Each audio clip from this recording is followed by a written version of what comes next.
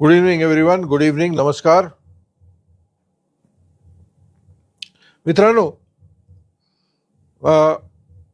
आनंद योग सत्संग ही जी संकल्पना आहे, ही संकल्पना का आम्ही सुरू केली, पर्पज काय ह्याचा? तर मागच्या वेळेला मी तुम्हाला सांगितलं तसं एकंदरीत एकंदरीत आपण ज्यावेळेस आजूबाजूला बघतो ना, त्यावेळेस एक प्रकारचं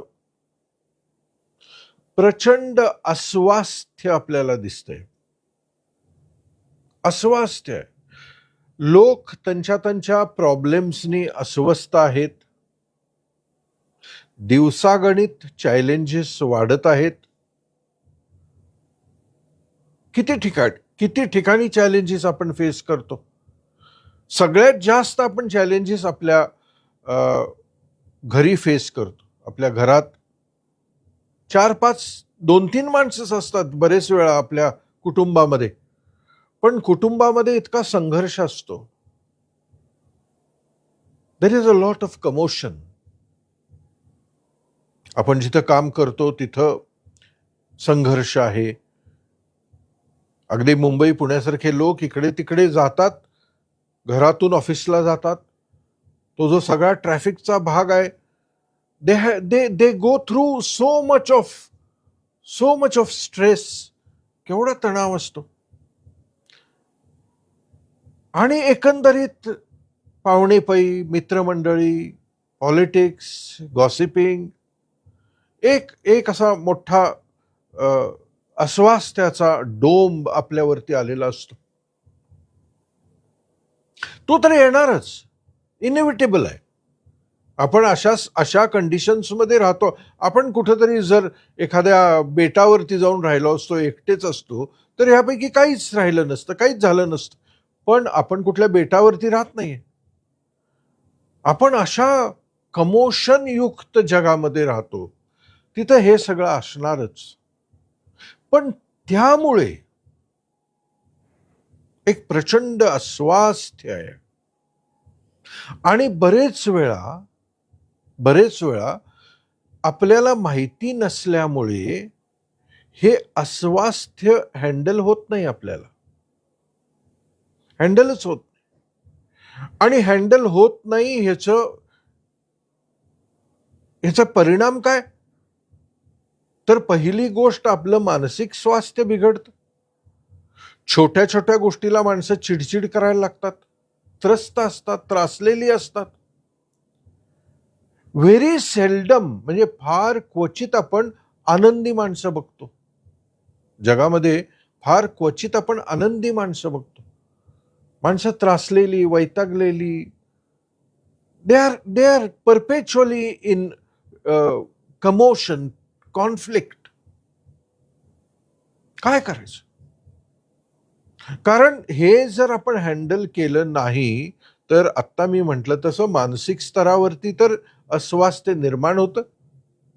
म्हणजे गेल्या 20-25 वर्षामध्ये जेवढे लोक डिप्रेशनमध्ये जातात, तेवढे लोक त्याच्या आधी जात नव्हते.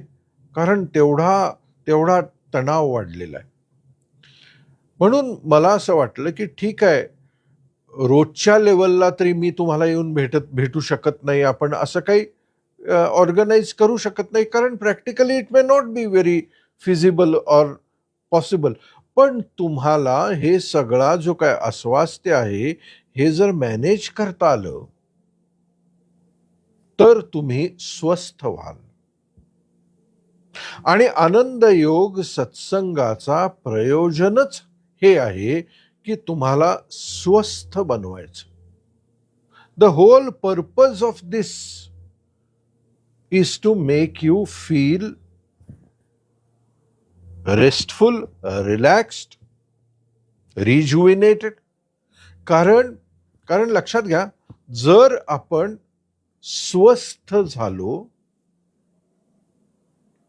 तरच आपल्यामध्ये रोजचे चॅलेंजेस फेस करायला शक्ती निर्माण होणार आहे.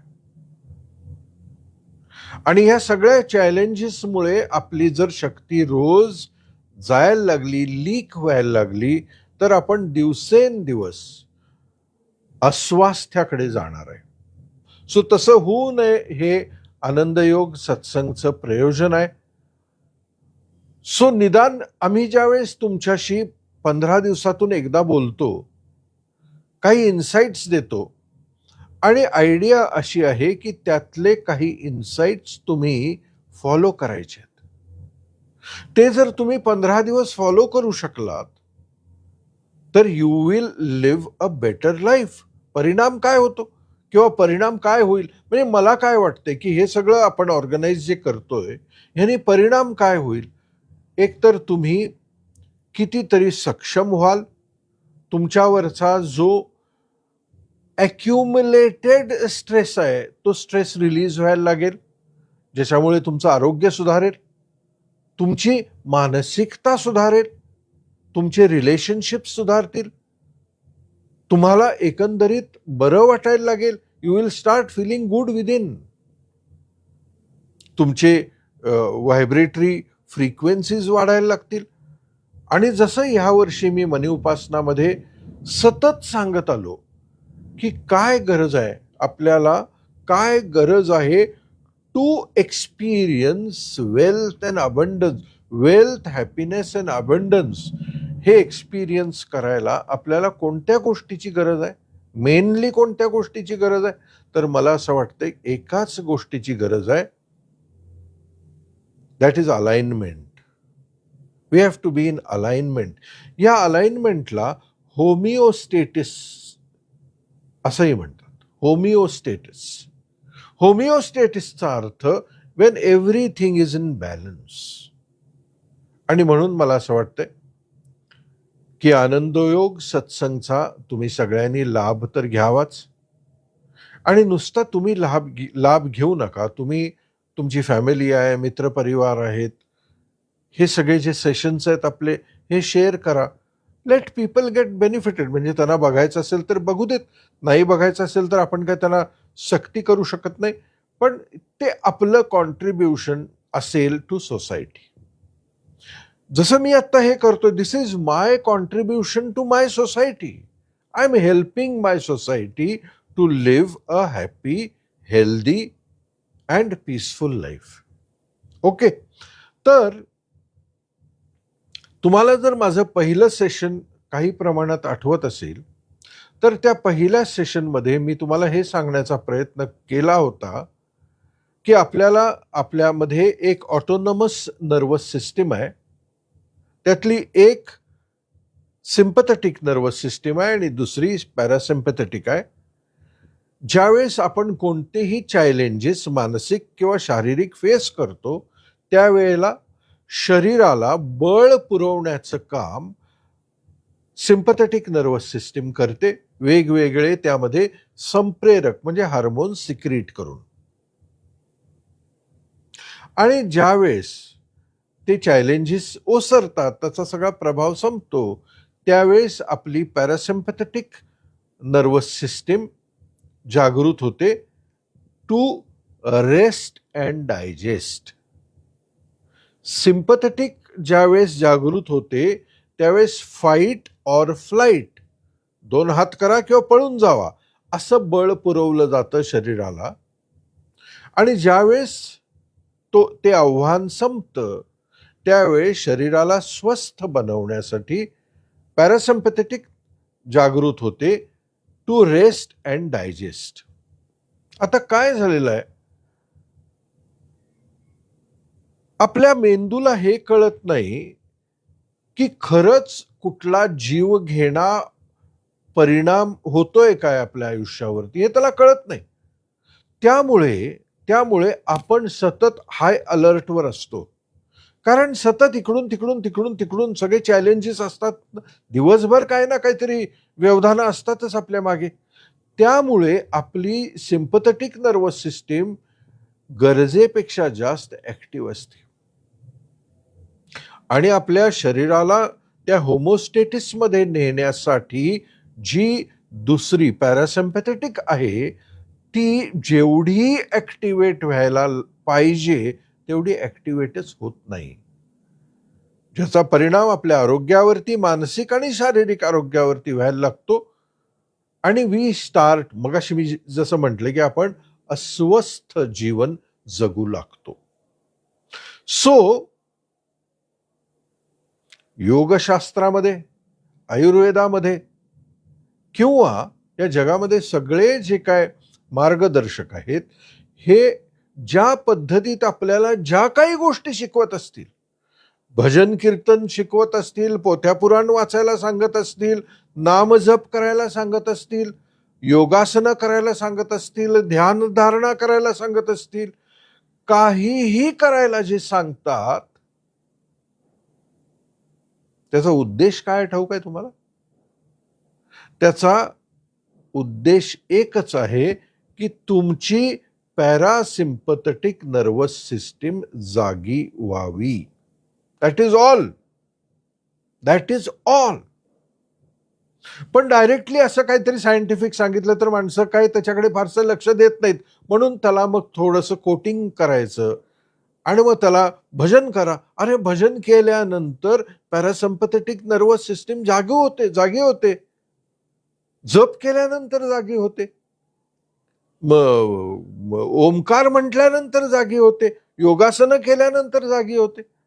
अशा अनेक गोष्टींनी ती जागी होते आणि आपल्याला ते डायरेक्टली न सांगता इनडायरेक्टली सांगतात, पण प्रयोजन एकच. सगळ्यांचं आपल्याला स्वस्थ बनवण्याचं प्रयोजन एकच आहे की तुमची पॅरासिम्पथेटिक नर्वस सिस्टीम शांत करा. मी आनंद योग सत्संगाच्या पहिल्या सेशनमध्ये तुम्हाला ही पॅरासिम्पथेटिक नर्वस सिस्टीम जागृत करायला एक अतिशय महत्वाचं आणि प्रभावी तंत्र शिकवलं होतं, विच वॉज प्युअर रिलॅक्सेशन. स्वस्थ शरीर शांत बसून अगदी पायाकडून डोक्यापर्यंत सगळ्या ज्यावेळेस आपण सूचना देतो की वी आर रिलॅक्सिंग, ज्यावेळेस मेंदूला हा संदेश पोचतो की this body is in a state of relaxation, त्यावेळेला पॅरासिम्पथेटिक नर्वस सिस्टीम ऑटोमॅटिकली जागी होते. सो अपेक्षा अशी होती की तुम्ही ह्याच्याबद्दल जागरूक व्हावं आणि तुमच्या जीवनामध्ये हे डेली, म्हणजे रोजचं, जर रोज शक्य झालं, शक्य आहे, काय अवघड नाहीये. यूट्यूबवरती माझा मेडिटेशन म्हणून किंवा व्हाईट लाईट मेडिटेशन म्हणून व्हिडिओ आहे, तुम्ही बघायची ती गरज नाही. काहीतरी हेडफोन घातलं, एक 15 मिनिटं जरी तुम्ही ते करू शकलात तर तुम्ही तुमच्या शरीराला बॅलन्समध्ये आणायला, त्या होमिओस्टॅटिसमध्ये आणायला, अलाइनमेंटमध्ये आणायला मदत करता, जे तुमचं कर्तव्य आहे ना. नाही तर हा सगळा जो स्ट्रेस आहे, या स्ट्रेसमधून निर्माण होणारे जे केमिकल्स आहेत हे वाढत जाणार आणि शरीर अधिक अधिक कमकुवत बनत जाणार. सो मी माझ्या पहिल्या सेशनमध्ये ह्या गोष्टीबद्दल सांगितलं होतं. दुसऱ्या सेशनमध्ये मिनलनी एक फार महत्वाचा दृष्टांत तुम्हाला देण्याचा प्रयत्न केला होता की इट्स ओके, इट्स ओके.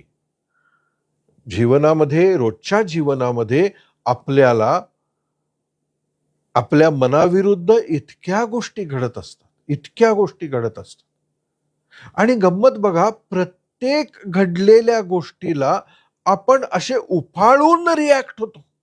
ये क्या हो रहा है, ये मेरे साथ क्यों हो रहा है, मी काय केलं होतं, माझं काय चुकलं, असं माझ्या बाबतीतच काय होतं, असे आपण पेटून उठतो.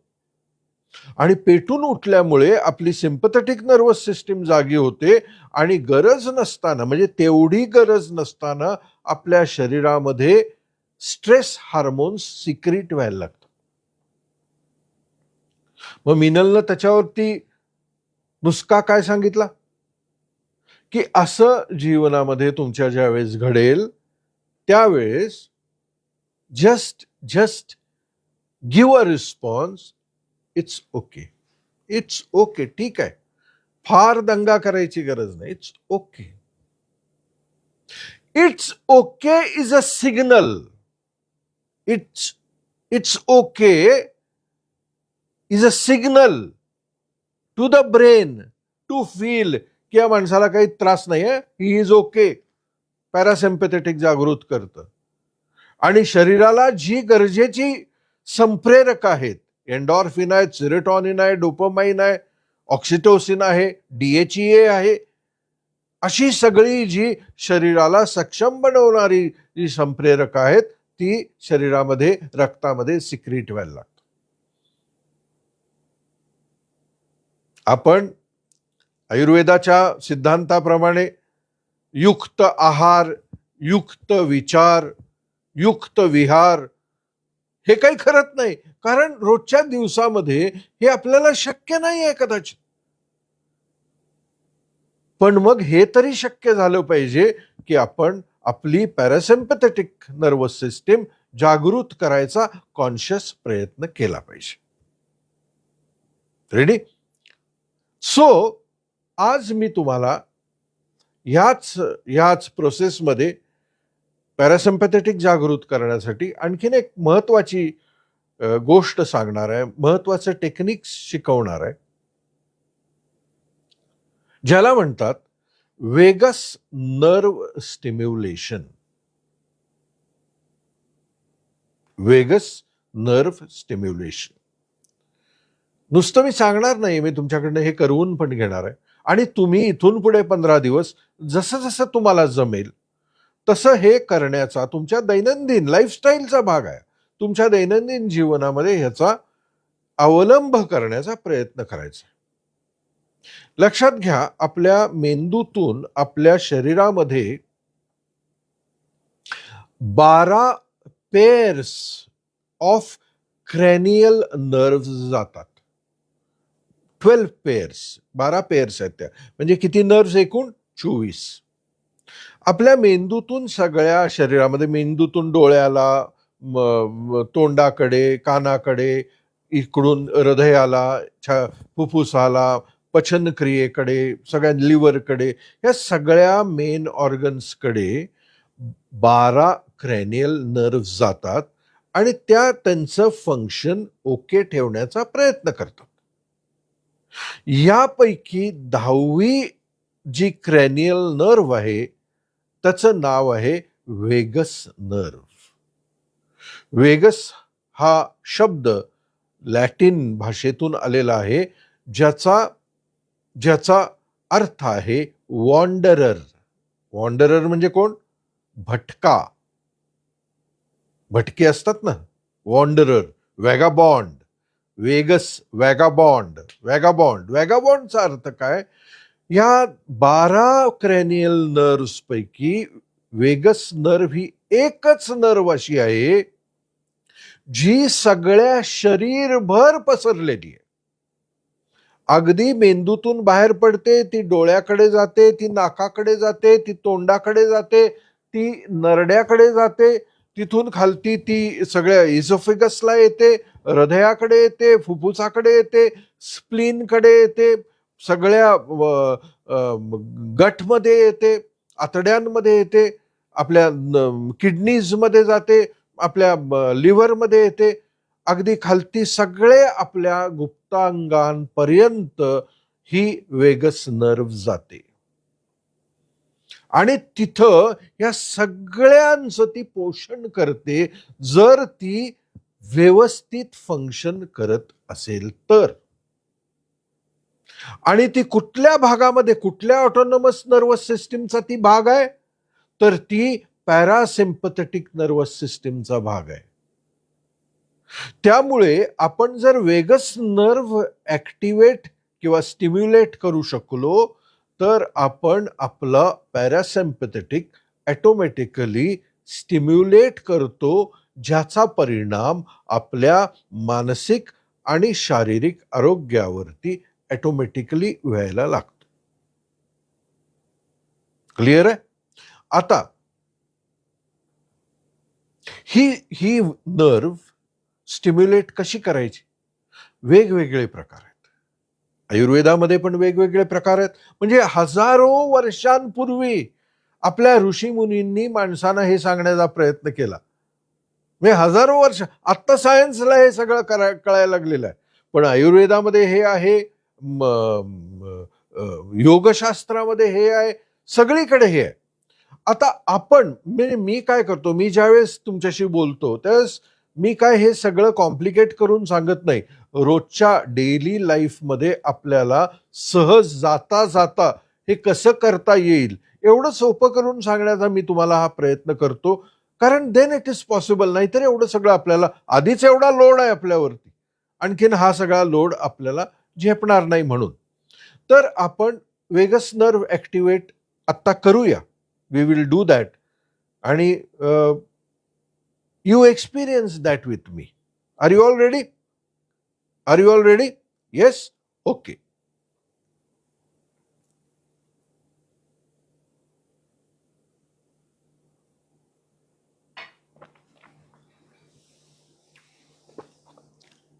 आता काय करा माझ्याबरोबर, डोळे तुमचे सर, आता हे हे तुम्ही कुठेही करू शकता. म्हणजे अगदी सकाळी तुम्हाला ट्रॅव्हल करत आहात, कुठेही तुम्हाला एक वेळ आहे, एक मिनिटभर वेळ आहे, असं जर ज्यावेळेस तुमच्याकडे असतं, यू कॅन डू दॅट. तुमचे डोळे माझ्याबरोबर करा, डावीकडे घेऊन जा, हळू उजवीकडे घेऊन जा, हळू परत डावीकडे घेऊन जा,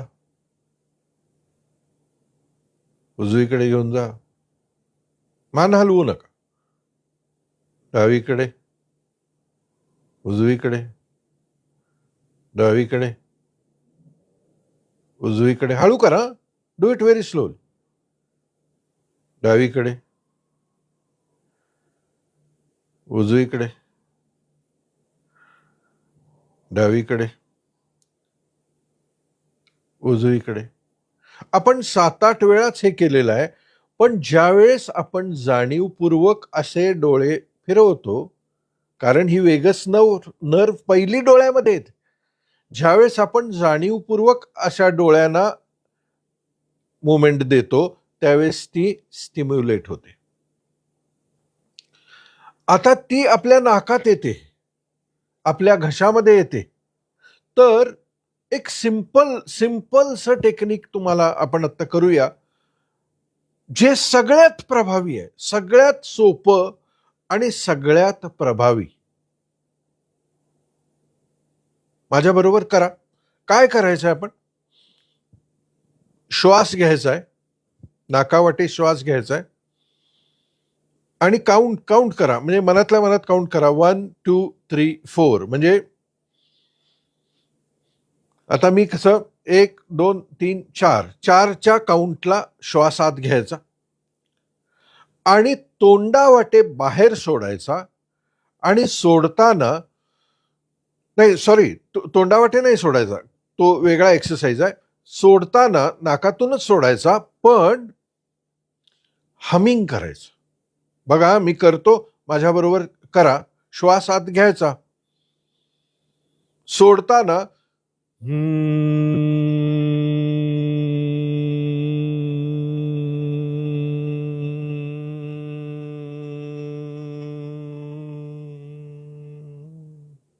आपल्या घशाचे जे मसल्स आहेत ना, ज्यावेळेस हे स्टिम्युलेट होतात त्यावेळेस, म्हणजे एक तर श्वास ज्यावेळेस आत जातो संत गतीने, आणि ज्यावेळेस तो बाहेर पडतो ह्याला व्हायब्रेट करत, ह्या मसल्सला व्हायब्रेट करत, त्यावेळेस ही वेगस नर्व ऍक्टिव्हेट होते.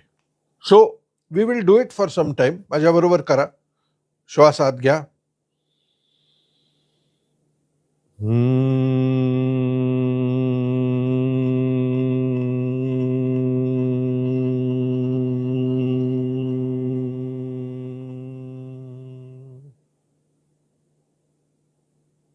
तुमचं तुम्ही करा म्हटलं तर तुम्हाला जमणार नाही, म्हणून माझ्याबरोबर करा. श्वास घ्या, 4च्या काउंटला श्वास घ्या, परत घ्या पाहिजे तर.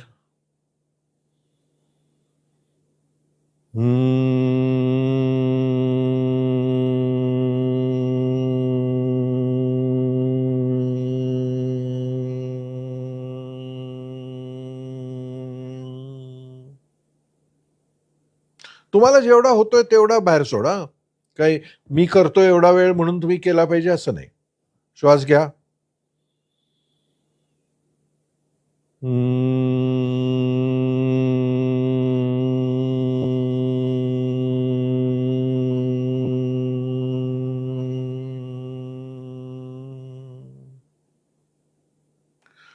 श्वास घ्या.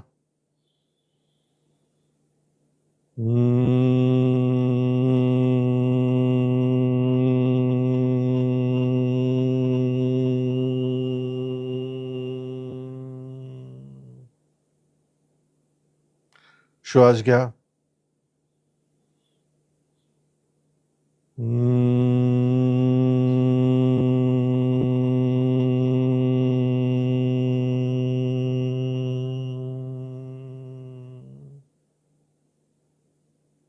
श्वास घ्या.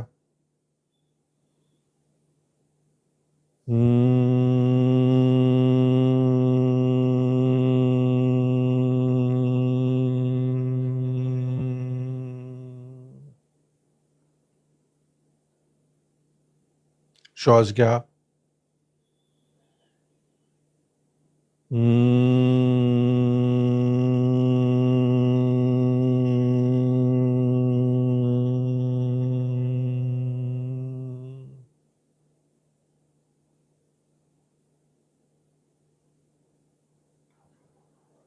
श्वास घ्या.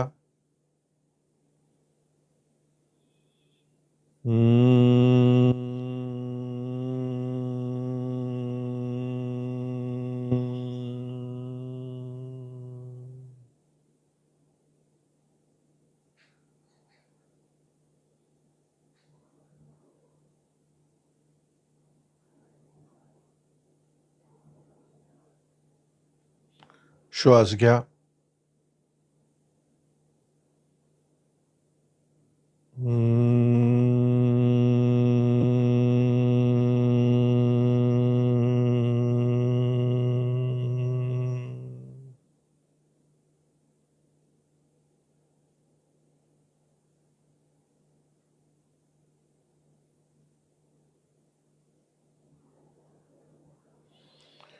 श्वास घ्या.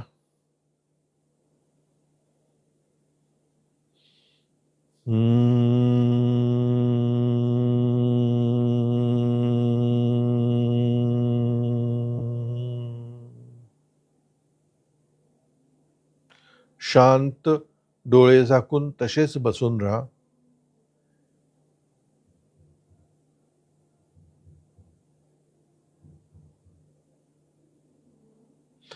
आणि तुमचं लक्ष तुमच्या दोन्ही पापण्यांकडे घेऊन जा.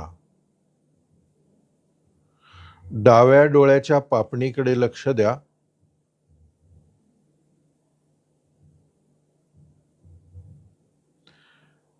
आणि ती पूर्णपणे रिलॅक्स्ड आहे अशी कल्पना करा.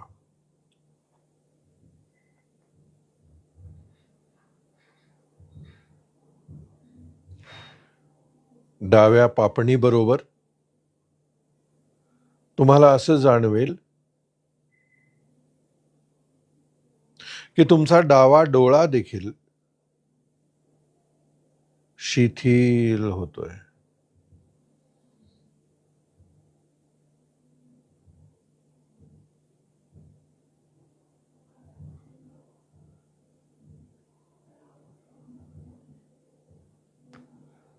आता तुमचं लक्ष तुमच्या उजव्या पापणीकडे घेऊन जा.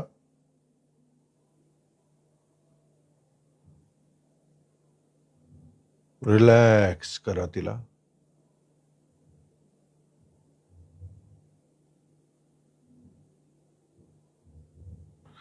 उजवा डोळा पूर्णपणे रिलॅक्स्ड.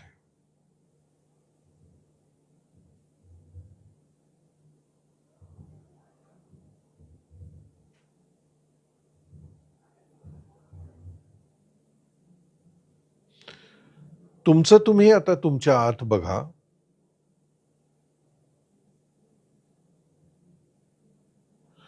तुम्हाला जाणवेल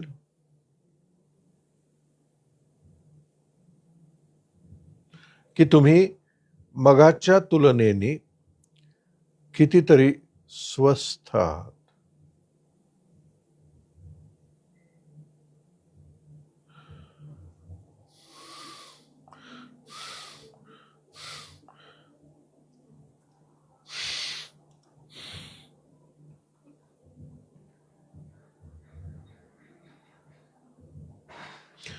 फील करा, ते स्वास्थ्य फील करा. हे स्वास्थ्य जर तुम्ही फील केलत ना, तर तुम्ही ऑटोमॅटिकली, मी ज्याला होमिओस्टेटिस म्हणतो, होमिओस्टेसिस, अलाइनमेंट, बॅलन्समध्ये याल. आपल्याला आपल्या रोजच्या जागेपणीच्या जीवनामध्ये आपल्या शरीराची स्वस्थता कधी अनुभवायला मिळतच नाही.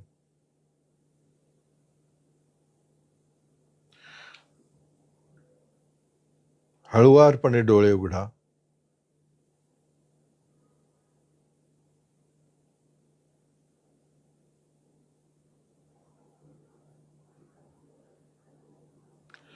Are you feeling relaxed?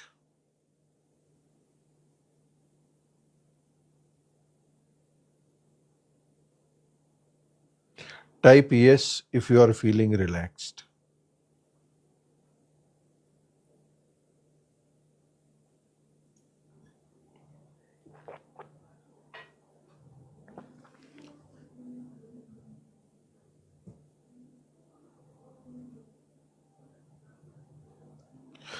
लक्षात घ्या, आपल्या शरीराला स्वस्थ ठेवणं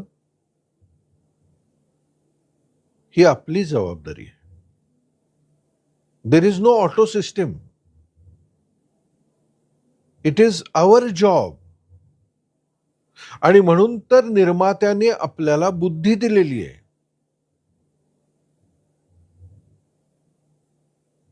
सो इतना तो बनता है. We have to make our mind and body. जसं जसं आपलं हे सत्संग पुढे जाईल, मी मनाबद्दल बोलीन. मन हा जसा आपला मित्र आहे, तसा आपला फार मोठा शत्रू आहे.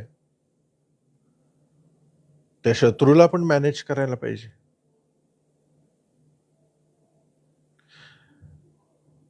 हा जो एक अनुभव आहे, स्वास्थ्याचा अनुभव आहे, तोच आनंदयोग सत्संगचा उद्देश आहे. तेच त्याचं प्रयोजन आहे. मला असं वाटतंय, जसं मगाशी मी म्हटलं, हे पसरूया. याला काही चार्ज नाहीये, याला काही मोबदला नाहीये. आपल्या सगळ्यांची ही जबाबदारी आहे. समाजामध्ये पसरूया. कारण जसं महेश योगींच्या